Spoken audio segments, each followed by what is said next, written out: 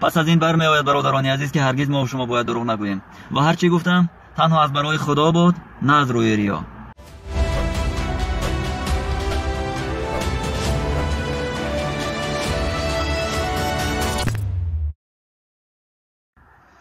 السلام علیکم برادر و خواهران عزیزم.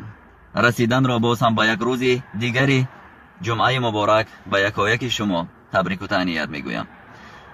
چون امروز از صبح گمانم در زبانتان صلوات بود به جناب رسول الله، فرستادن درود و پیام و سلام را به آن حضرت فراموش نکرده اید، باز هم باید به یاد بگیریم که لحظه هایی به شمار است.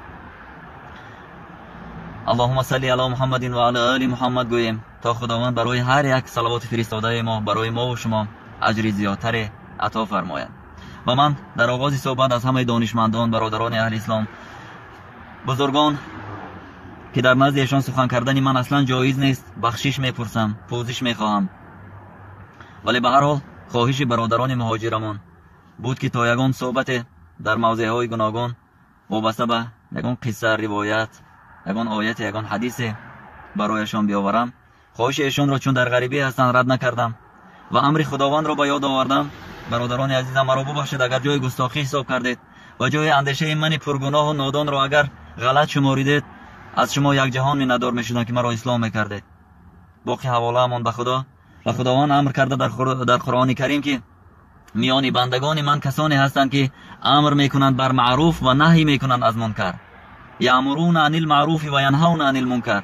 یعنی هر کی به هر قدر یک دانشی اندکی هم باشد اگر گرفت و به کسی آن را داده توانست، این هم یک کار خوب است. شاید ما هم خطا داریم، از گفته هایمان بها ندهید که ما مرد بیگناه هستیم یا دیگر، ما هم پرگناهیم. ولی به قدر امکان باید کوشش کنیم که به یک دیگر یک سخن نیک برسانیم تا در راه زندگی برایشان راهنمون باشیم. چون خصیصی گفتم، یک حدیث به یادم رسید که آن را بیهقی از رسول خدا صلی الله علیه و آله و سلم قصه کردند. روایت میکنند که کسی به نزد رسول خدا آمد و پرسید: یا رسول الله، آیا مسلمان میتواند ترسو باشد؟ به مثل آنه که جناب رسول الله وضع امروزه ما و شما را میدانست و از حال ما بر این مسلمان ها با خبر بود. گفت: بله، مسلمان میتواند ترسو باشد. دویم مراتب سوال دهنده که یا رسول الله، آیا مسلمان میتواند خسیس باشد؟ باز هم رسول خدا گویا حال امروزه مردمی ثروتمند و دولتمند و دانشمند ما را دید و گفت: آره، مردم مسلمان میتوانند خسیس باشند. این خسیسی البته در پول و مال هم بوده میتواند، در علم و دانش هم. چون یکی ثروتمند است دلش نمیشود که با یک محتاج، با یک نیازمند ذره هم باشد کمک کند. گمان میکند که اگر یک قسمت از مالی که او با عذاب و مشقت جمع کرده است به کسی دهد و حتما فقیر خودش میشود.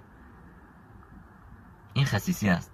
و یا خود دانشمندی که یک عمر دانش اندوخته است، برای کسی را به راه راست هدایت کردن خسیسی میکند، برای امر از معروف کردن و نهی از منکر کردن جان و مالش را عزیز میداند و خودداری میکند، و یا خود برای کسی را آموزانیدن خسیسی میکند.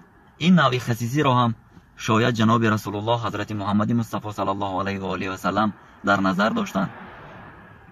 و سوال دهنده سیوم سوالش را میدهد که یا رسول الله، آیا مردم مسلمان میتوانند دروغگو باشند؟ حضرت محمد گفتند: نه، هرگز نه. پس از این برمیآید برادران عزیز که هرگز ما و شما باید دروغ نگوییم و هر چی گفتم تنها از برای خدا بود، نه از روی ریا. سنگم نزنید و اگر توانید برادران عزیز در اصلاح کمبودیم با من کمک کنید. خوش، امروز اکنون صحبت را در یک موضوع دیگر پیشنهاد میکنم.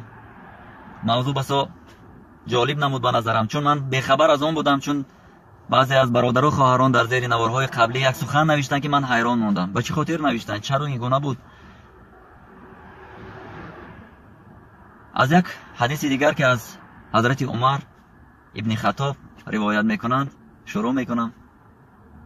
روایت میکنند که حضرت محمد صلی الله علیه و آله و سلم گفته: خداوند بندگانی دارد که در بهشت به حال آنها شهیدان و پیامبران حسد میبرند، گرچند این بندگان خدا خودشان نه شهیدند و نه پیامبرند.